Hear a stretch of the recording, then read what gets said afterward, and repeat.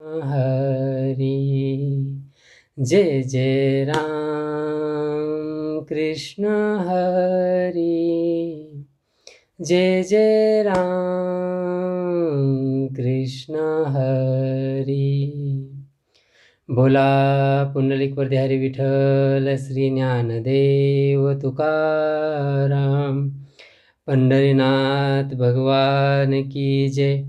संत सद्गुरु गणेशनाथ महाराज की जय। आज यहाँ पे संत सद्गुरु गणेशनाथ महाराज जी के 53वें अभंग पे प्रवचन कर रहा हूँ। इसमें उन्होंने महापापी ढोंगी साधु का स्वरूप हमें बताया है। प्रपंच आस्था मनवी मी निज ध्यास, तयाचा विश्वास धरिता दोष। स्त्रिया पुत्र धन सर्व व्यापक मन, मनवी मी शरण तेची पाप। न करी संत सेवा गुरुचे पूजन, मिरवी संतपन महापाप। गणेशनाथ म्हणे तया कैची मुक्ती, रवरव भोगीती गर्भवास। यहाँ पे संत सद्गुरु गणेशनाथ महाराज जी एक महापापी ढोंगी साधु का स्वरूप बताते हैं। क्या है महापाप और पाप, इन दोनों में थोड़ा फर्क हमें जानना जरूरी है।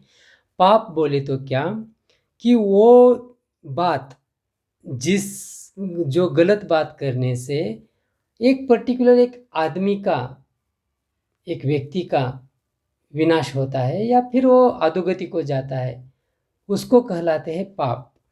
परंतु एक ऐसा पाप करने से, एक व्यक्ति ने अगर पाप किया, उस पाप करने के कारण बहुत सारे व्यक्ति अधोगति को जाते हैं या गलत मार्ग पे जाते हैं, तो वो कहलाता है महापाप। जैसे अगर टू व्हीलर हम गाड़ी चला रहे हैं, एक्सीडेंट हो गया तो सिर्फ हम अकेले मर जाएंगे। परंतु अगर कोई बस चला रहा है, बस में एक 50 लोग बैठे हैं और वो चलाते चलाते उसका कंट्रोल छूट गया और वो इसमें गिर गया, मतलब एक्सीडेंट हो गया उस गाड़ी का, तब वो 50 लोगों की जान चली जाएगी वहाँ पे। तो इसका मतलब क्या है कि जो ऐसे दुनिया को मार्गदर्शन कर रहे हैं, जो साधु महात्मा लोग हैं, तो उनको बहुत जागृत रहना है खुद के बारे में, खुद के चारित्र्य के बारे में। जब तक वो कुछ भी नहीं थे तब वो कैसा भी जिंदगी जिए, उससे कुछ दुनिया को फर्क नहीं पड़ता। परंतु जब वो ऐसे उच्च पद पे जाते हैं जहाँ पे उनके बहुत सारे फॉलोअर हैं, उनको बहुत लोग उनको फॉलो कर रहे हैं, उनके विचारों को, और उस समय अगर वो कुछ गलत कर्म करते हैं, तब क्या होता है कि समाज में अनिष्ट रूढ़ी परंपरा या फिर उनका एग्जाम्पल देना शुरू हो जाता है। अगर वो उतना बड़ा साधु महात्मा ही अच्छी ज़िंदगी नहीं जी पाया, तो हाँ वो ही गलत रास्ते निकल गया, तो हम कैसे, हमसे अपेक्षा कैसे रख सकते हो कि हम अच्छा करें। अगर उसके ही दिल से स्त्री के प्रति का लोभ नहीं निकला, तो हाँ हमारे प्रति आप कैसे आशा रख सकते हैं, ऐसा वो अन्य लोग कहने स्टार्ट कर देंगे। इसलिए वो महात्मा, वो जो साधु है, वो ढोंगी है और वो महापापी है, क्योंकि उसने बहुत सारे लोगों को बिगाड़ दिया। अगर उससे बचना है तो वो जागृत रहना है कि किसी भी प्रकार का अनाचार मुझसे ना हो, इसलिए वो जागृत रहना है। और उसी का स्वरूप यहाँ पे बताते हैं कि प्रपंच आस्था मनवी में निज दास। अगर आपका मन प्रपंच में है ना, अगर आपका मन आप मतलब मेरी शादी होना है, मुझे बच्चे होना है, इसमें है ना, तो आप उसी में संतुष्ट रहिए। जरूरत नहीं है आपको वो सब छोड़ के ये परमार्थिक साधना करने की, उसी में खुश रहिए। उससे क्या होगा कि कम से कम आप अपने फैमिली के साथ हैप्पी रहेंगे। परंतु आपको कहीं तो एक अंतःकरण में इच्छा जागृत हुई कि मुझे प्रपंच नहीं करना और ये परमार्थ करना है, बोल के आप परमार्थिक मार्ग पे आ गए और फिर भी आपके अंतःकरण से वो प्रपंच की आशा नहीं छूटी है, तो क्या होगा फिर? तो कहते कि मनोई में निजदास। तो ऐसे आप निजदास नहीं बनेंगे। निजदास बोले तो क्या, तो परमेश्वर परमात्मा के बहुत निकट, जिसने अपना संपूर्ण समर्पण किया है, ऐसा नहीं होगा। समर्पण करने के लिए आपको पहले ये जो अंतःकरण की जो आसक्ति है प्रपंच के प्रति, वो निकालनी पड़ेगी। अगर वही आपने नहीं निकाले तो परमेश्वर के निजदास कैसे हो पाओगे? नहीं हो पाओगे। आगे कहते हैं कि तयाचा विश्वास धरिता दोष, और ऐसे व्यक्ति के ऊपर जिसने अपने खुद की इस प्रपंच के प्रति आसक्ति नहीं छोड़ी, जो अपने बच्चे को अपने मतलब ना जो पास वाले लोग हैं उन्हीं को अपना अपना मानता है, और जो पराये हैं उनको पराया मानता है, या दूसरे धर्म के लोगों के ऊपर गालियां देता है, वो कैसे साधु महात्मा हो सकता है? क्योंकि साधु का चरित्र क्या होता है कि उसको आप पर कुछ भी नहीं है, उसका कोई भी शत्रु नहीं है, उसका कोई भी मित्र नहीं है। ये एक साधक मतलब वो सहज अवस्था को जो व्यक्ति प्राप्त हुआ उसका ये लक्षण है। तो ऐसे आदमी के ऊपर अगर हम विश्वास रखेंगे, इसलिए कहते हैं कि तयाचा विश्वास धरिता दोष, ऐसे व्यक्ति के ऊपर अगर बहुत सारा समाज के लोग अगर उसके ऊपर विश्वास रखेंगे तो वो तो दोष युक्त होगा ही, साथ ही साथ ये सभी लोग भी दोष को प्राप्त हो जाएंगे। यहाँ इसलिए यहाँ पे बहुत जागृत रह के हमें ये साधना करनी पड़ेगी। आगे कहते कि स्त्रिया पुत्र धन और सर्वव्यापक मन, उसका मन कभी स्त्री में रहता है, कभी धन में रहता है, कभी पुत्र में रहता है। तो ऐसे व्यक्ति से हम कैसे अपेक्षा कर सकते हैं कि हमें वो उद्धार करके परमेश्वर की प्राप्ति करा देगा या परमेश्वर प्राप्ति का हमें मार्ग दिखाएगा? नहीं रख सकते। जिसने खुद के अंतकरण से ही स्त्रियां पुत्र और धन का लोभ नहीं छूटा। आगे कहते हैं कि मनवे में शरण तेची पाप, और फिर उसी के ऊपर जाके वो कहता है कि मैं परमेश्वर का शरणागत हूँ, परमेश्वर मुझे स्वप्न में दिखता है या परमेश्वर मेरे अंतकरण में प्रकट होता है। अगर ऐसा कहेगा तो वो झूठा है।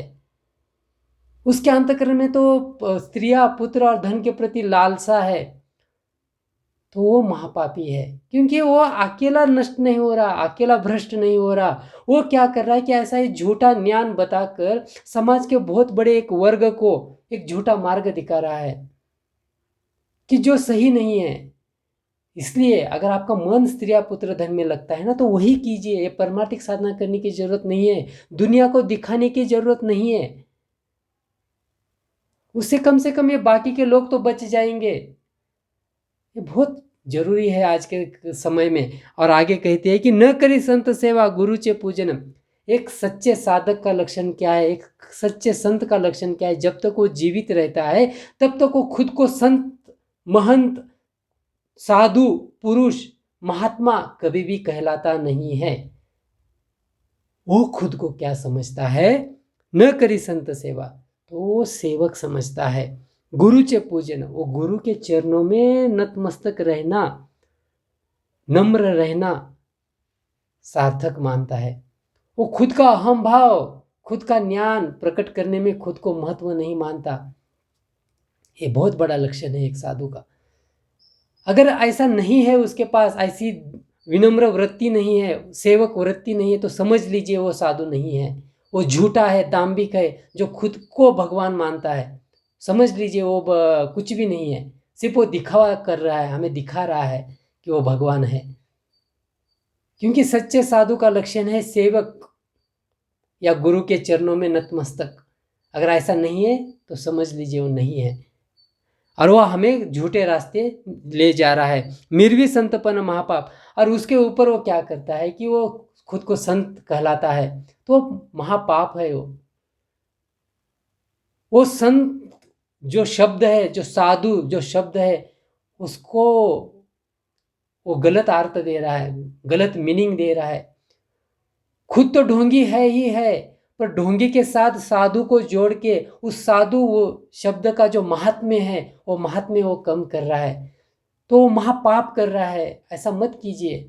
अगर आपका अंतकरण गुरु के चरणों में नतमस्तक नहीं है, आप संतों की सेवा करने में खुद को सार्थक नहीं मानते, तो मत कीजिए यह परमार्थिक साधना। खुद को संतपन मेरा ये करने में आपको कुछ भी प्राप्त नहीं होगा। जब तक ये देह है तब तक आप भोगोगे, परंतु मरने के बाद तो वो देख रहा है परमेश्वर परमात्मा। फिर क्या करोगे? उसके सामने तो जाना है एक दिन, फिर क्या करोगे? बहुत मुश्किल है। आगे कहते हैं गणेशनाथ मने तया कैची मुक्ति रौरव भोगिती गर्भवास। तो ऐसे इस महापापी ढोंगी साधु को कैसे मुक्ति प्राप्त होगी? वो आशा तो कर रहा है, दुनिया को भी बता रहा है कि मैं मुक्त हूँ।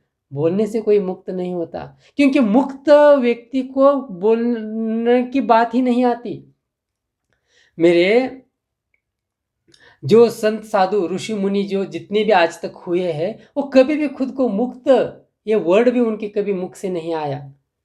कभी भी उन्होंने खुद को ऐसा नहीं कहा कि मैं परमात्मा स्वरूप हूँ, मैं विश्व को देखा हूँ, ऐसा कभी भी नहीं कहा उन्होंने।